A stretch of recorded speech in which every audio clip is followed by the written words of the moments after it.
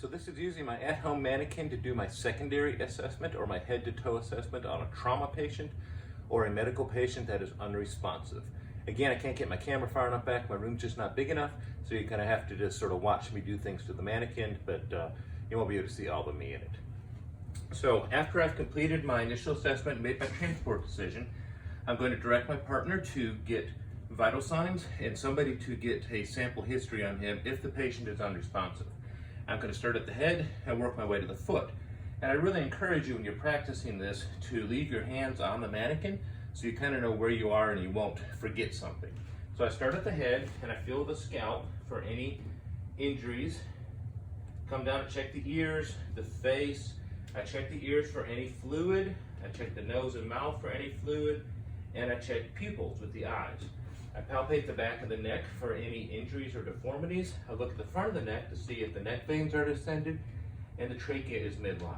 Then I come down to the shoulders and I check the clavicles. I expose my patient, checking the ribs, palpating, looking for any paradoxical motion, feeling for any crepitus. I will get out my stethoscope and I will listen to the lung sounds in at least 4 spots, preferably 6. Once I've looked, listen, and feel on the chest, I'll come down to the abdomen using the belly button to divide the abdomen into 4 quadrants.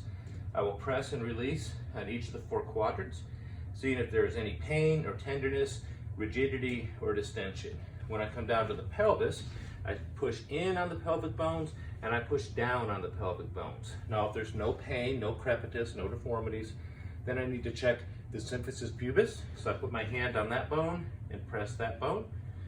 Then I come down to the legs, palpating each leg for any deformities, contusions, abrasions, penetrations, bruising, lacerations, any of that. Check the other leg. Come down to the feet, check the circulation, sensory motor function, and both of them. I haven't checked the arms yet, so I come up and I will check the arms for any decap, BTLS, and hands, circulation, sensory motor function. On this side, same thing. Capillary feels good, radial pulse, sensory motor function.